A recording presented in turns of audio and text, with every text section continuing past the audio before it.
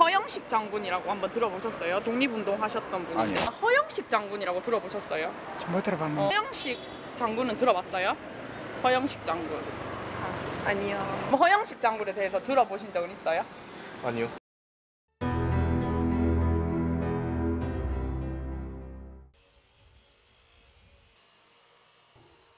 경북 구미 상모동에는 커다란 동상이 하나 서 있다.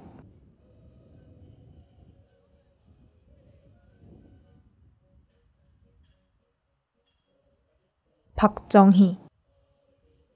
매년 10월 동상 아래로 수많은 사람이 박정희를 추모하기 위해 모여든다. 그곳에서 불과 1km 떨어진 곳엔 동네 사람들만 찾는 공원이 하나 있다. 임은동 266번지 왕산 허위선생 기념공원이다. 그 옆으로 임은동 264번지는 1909년 허영식이 태어난 곳이다. 264번지 고정이 된 거야. 옛날에 만주에 살아도 본적은 호적은 여기 제가 있거든. 네, 그러니까 구미에 호적이 있어 그대로. 박도 작가는 우연한 기회에 만주에서 허영식을 알게 됐고 10여 년을 그에게 매달렸다.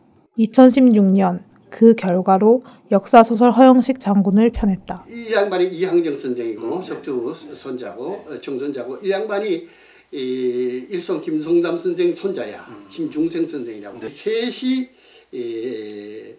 그 이제 중국을 항일 유적을 잡살했는데 어딜 가는가 하면 이 동부 항일 열사 기념관이야. 네, 여기에서 이게 옛날 이게 하얼빈 경찰서였어요.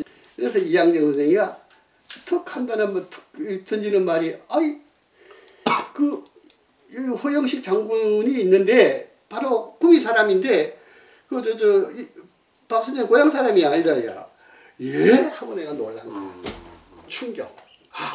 내 고향에도 이런 항일의 명장이 있다는 데 대해서 나는 너무나 충격을 받아서 이것은 내가 한번 다뤄봐야 할 인물이다 하고 사명을 감을 갖고 10몇 년 동안 헤매다가 쓴 작품이 저거예요. 박도 작가보다 앞서 허영식에게 매력을 느낀 학자도 있었다. 장세윤 동북아 역사재단 수석연구위원은 1993년 국내에서 처음 허영식 연구 논문을 썼다. 허영식 장군은 이제 구미 지역인 그 명망가 집안 출신인데 만주로 이주한 다음에 어쩌면 그냥 편하게 적당히 살 수도 있는데 항일 투쟁에 헌신하고 대정운동에 헌신해가지고 결국 이제 싸우다가 전사하잖아요.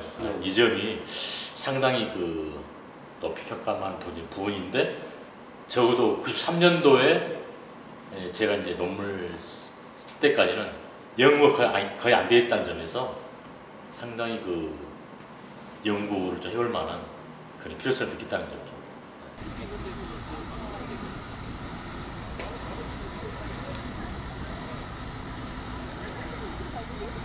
압록강. 허영식이 6살 되던 해 가족들은 구미를 떠나 이 강을 넘었다. 처음 도착한 곳은 조선인들이 많이 이주했던 서간도였다. 하지만 1920년 간도 참변 이후 북만주로 이주해 하얼빈에 자리 잡았고 이후 줄곧 북만주 일대에서 항일운동을 이어갔다. 지금은 소학교로 쓰이는 이곳은 일본의 하얼빈 영사관이었다. 허영식은 1930년 5월 1일 하얼빈 일본 영사관 습격 사건에 가담하면서 이름을 알리기 시작했다. 1931년 5월에 여기다 메이데이 운동이 있거든요. 허영식, 이광국, 안동에 있던 이광국, 그리고 기원창에 있는 젊은이들, 이런 청년들이 51명 여기 몰려와가지고 영사관을 해서 데모를 하죠. 이 허영식 그 사람들이 돌멩이를 뿌려서 유리창을 다 박살내버렸어요. 근데 일본 놈들 비내에서 돌아와 보니까 유리창이 다 박살난 거죠. 그러니까 이놈들 그 분풀이는 누가 어떻게 하는가 하면 이 주변에 있는 조선인들 대규모적으로 체포를 합니다. 이 사건으로 두각을 드러낸 허영식은 본격적으로 항일 무장투쟁에 나선다. 그 당시 3군의 군단장이가 조상지라는 사람인데 조상지라고 중국 이름이거든요. 예. 이 사람 군단장인데 허영식이 그 사람들 눈에 떡 들어버렸어요. 그래서 이 사람이 뭐 시키는가 하면 1사단의 정치위원 시켜요. 네. 모든 부대는 1사단이 제일 중요해요. 3군에서 제일 강한 부대가 1사단이거든요. 네. 이분이 마지막에 제3군 군단장 겸 제3로군 총참모장이에요. 동북항일연군에서 허영식의 위상은 김일성에 버금가는 수준이기도 했다.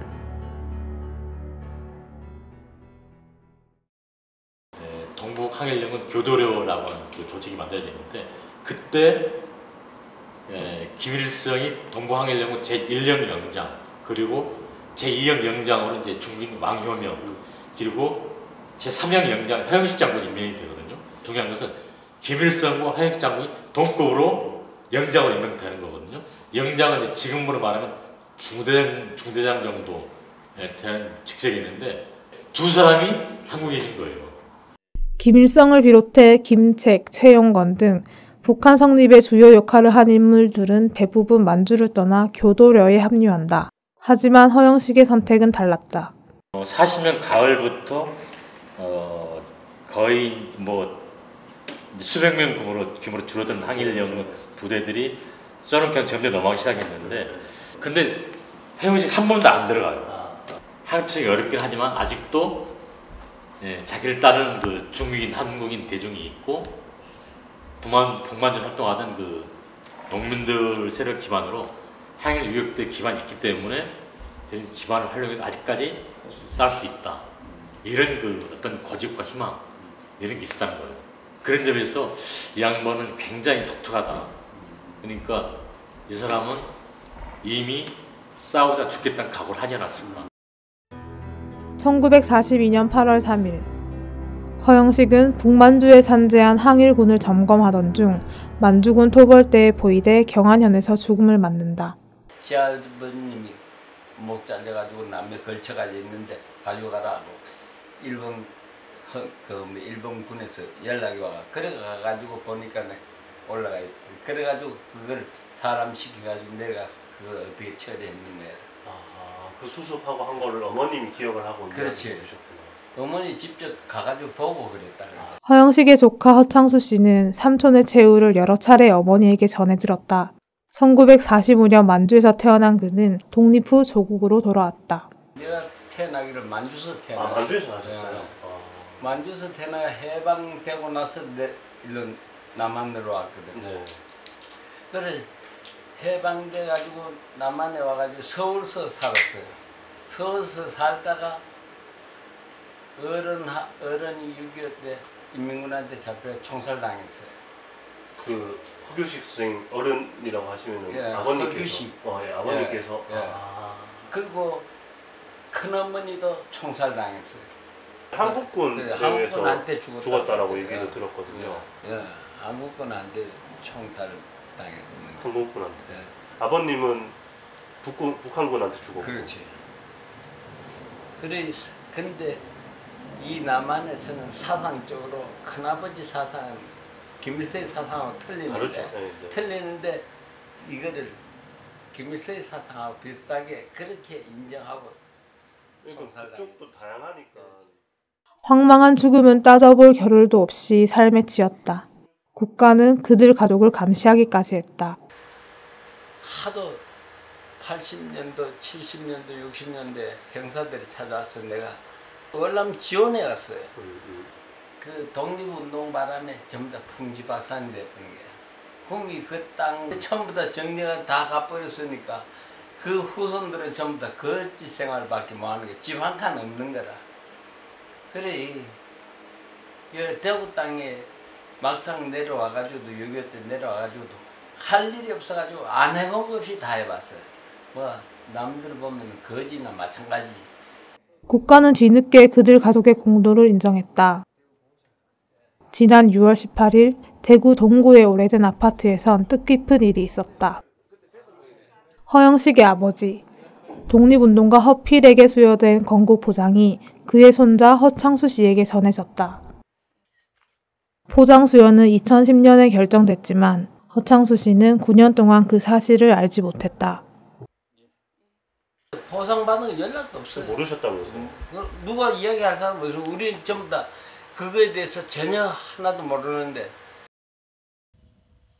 이들에 대한 우리의 무관심은 어디에서 비롯됐을까? 그 연원을 쫓아 올라가면 자연스레 닿게 되는 인물이 박정희다. 박정희는 허영식과 마찬가지로 구미에서 태어나 목적은 달랐지만 비슷한 시기에 만주에서 활동했다.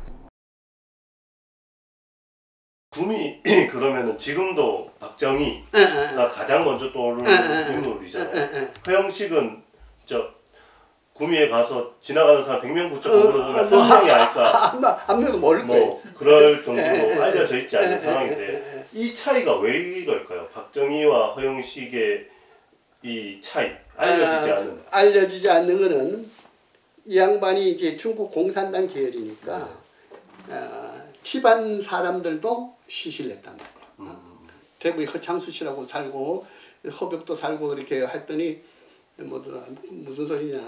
없다. 있는 사진도 다 그때 다 불살라버렸다. 그만큼 우리는 공짜만 덜만 막 그냥 도망가고 그냥 질겁을 하는 세상이기 때문에 있을 수가 없는 거지. 그러면은 사실상 박정희로 인해서 지워진 사람이 되어버리는 거네요. 네, 그렇지. 꼭 박정희뿐만 아니라 하여튼 해방 후에 우리의 맹세가 우리는 뭐 반공 막 그런 거 같다. 그러니까 그 공짜만 나오면 막 질겁을 하고 말이야. 막 그냥 그렇기 때문에 그냥 다 묻었는 거지. 묻혀놓는 거지. 반공 때문에 한국 이제 남쪽에서는 허영식 장군이 알려지지 않았다고 하면 북쪽에서는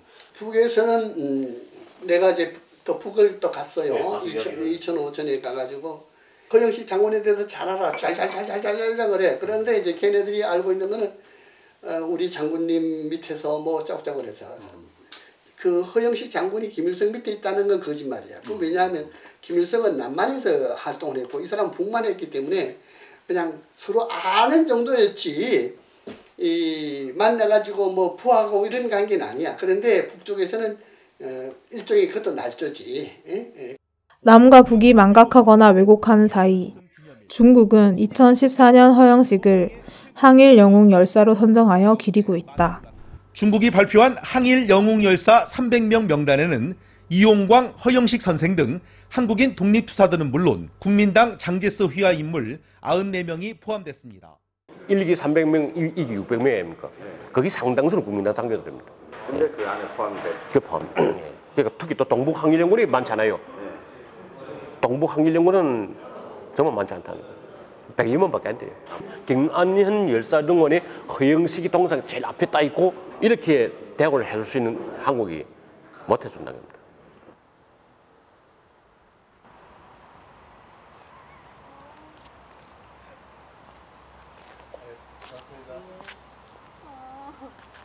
이건 내가 기사를 하나 써야겠는데 해도 정말 눈물 나네. 어떻게 벚꽃 하우스를 했어 그래.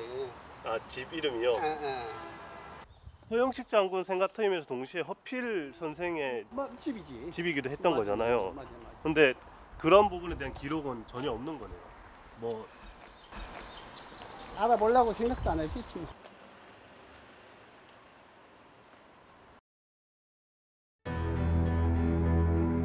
친실만이 세상을 바꿀 수 있죠. 언젠가는 민족의 분단 상황이 극복이 돼가지고 통일이 국가됐을 때 우리 역사를 이렇게 다시 쓸 때 그래도 매세에 빌붙지 않고 순수하게 우리의 어떤 정통성 이것을 찾을 때는 누굴 찾겠어요? 주체적인 입장에서 반외세 또 반봉건 근대화라는 세 가지 과제를 동시에 추진했다는 점에서 굉장히 중요한 인물이고요. 현실 그대로 이야기해요. 지금이 뭐 우리가 더 이것저것 따지고 그렇게 살 이유가 없잖아. 솔직하게 다 틀어놓고 사는 세상에. 그리고 또 여기 와가지고 고생했는 거 그런 거 전부 다 누구 말따 소설을 쓰라고 하면서 내 거를 써도 못 쓰니까.